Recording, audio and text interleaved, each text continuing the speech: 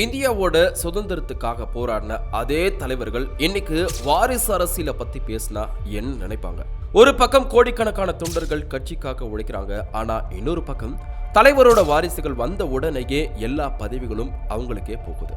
இது ஜனநாயகமா இல்ல நவீன கால மன்னராட்சியா அப்படின்றத இந்த வீடியோல பார்க்கலாம்.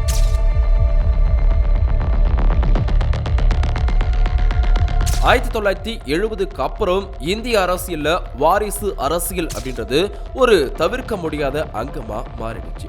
சமீபத்திய கணக்குப்படி ADR 2025 இந்திய நாடாளுமன்றத்தில் இருக்கிற 20% அதிகமான உறுப்பினர்கள் ஏதாவது ஒரு அரசியல் குடும்பத்தை சேர்ந்தவங்க தான் இருக்காங்க. இது திறமையுள்ள சாமானிய மனிதர்கள் அரசியலுக்கு வர்றதை தடுக்குதா? வாரிசு அரசியலை ஆதரிக்கிறவங்க என்ன சொல்றாங்க அப்படின்னா, தலைவரோட பிள்ளைகளுக்கு சின்ன வயசுல இருந்தே அரசியல் அனுபவம் இருக்கும், அவங்களுக்கு எளிதா மக்களை திரட்டுவாங்க அப்படின்னு சொல்றாங்க. ஆனா அதை எதிர்க்கிறவங்க என்ன சொல்றாங்க அப்படின்னா, கட்சியில பல வருஷமா கொடி பிடிச்ச தொண்டனுக்கு கிடைக்காத முக்கியத்துவம் நேரடியா வர்ற வாரிசுகளுக்கு எப்படி கிடைக்கலாம் அப்படின்னு கேட்கிறாங்க. இது கட்சிக்குள்ள இருக்கிற மற்ற திறமையான தலைவர்களோட வளர்ச்சியை முடக்குதுன்றது தான் கசப்பான உண்மையும் கூட.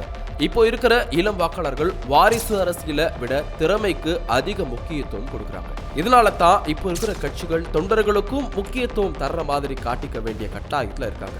பிஜேபி மாதிரியான கட்சிகள் இதை ஒரு பெரிய தேர்தல் ஆயுதமாகவே பயன்படுத்துறாங்க. ஆனா எல்லா கட்சிகளுமே ஏதோ ஒரு வகையில வாரிசுகளை உள்ள கொண்டு வந்துட்டு தான் இருக்காங்க. அரசியல்ல வாரிசா வர்றது தப்பு கிடையாது. ஆனா வாரிசுன்ற ஒரே தகுதியில பதவிக்கு வர்றதுதான் தப்பு. ஒரு தொண்டனுக்கும் தலைவராகிற வாய்ப்பு கிடைச்சா மட்டும்தான் அது உண்மையான ஜனநாயகம்.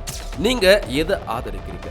திறமையான தொண்டர்களையா இல்ல அனுபவமிக்க வாரிசுகளையா அப்படின்னு மறக்காம கமெண்ட்ல சொல்லுங்க.